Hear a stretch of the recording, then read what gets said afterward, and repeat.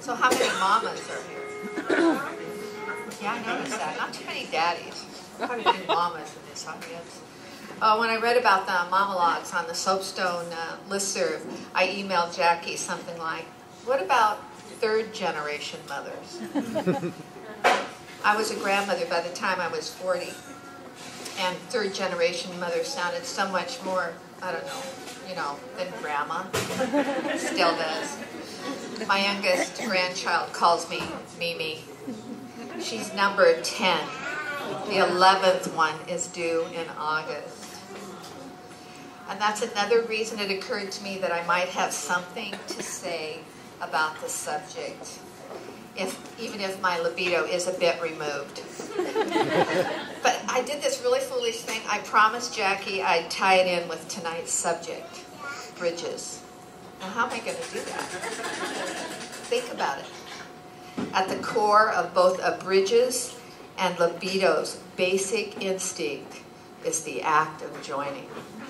All right.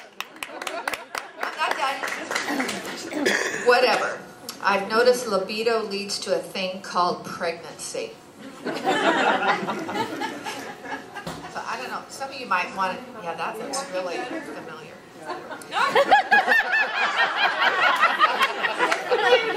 Wait. So that's good. All right. I've noticed libido leads to a thing called pregnancy. A disease that might not kill us, but with nearly 7 billion people on the planet, it's certainly messing up our local road beds.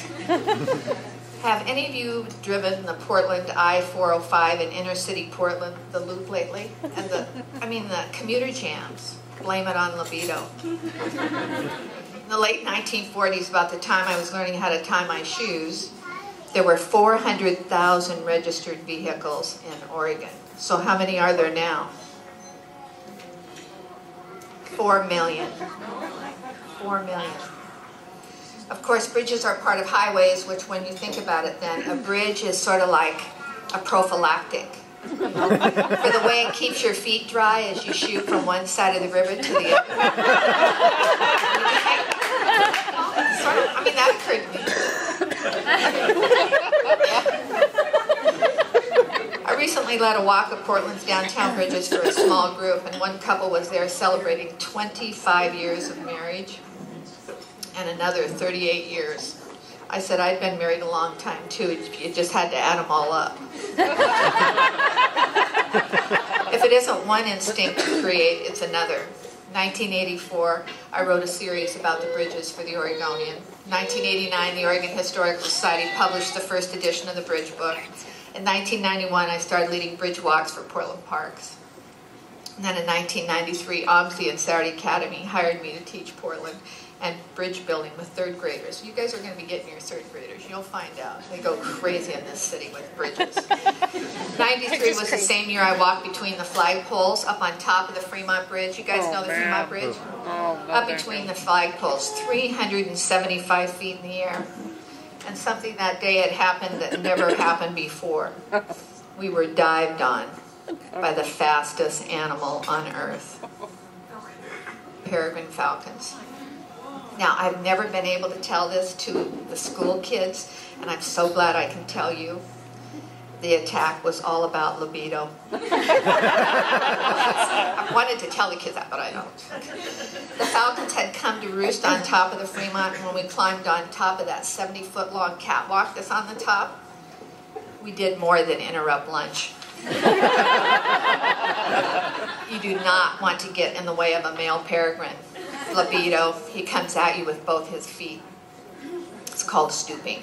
And that fall I interviewed the erection engineer who directed the iron workers for Fremont's construction. And the bridge's center span, 6,000 tons, was put together at Swan Island and then floated up the river and lifted into place by 32 hydraulic jacks.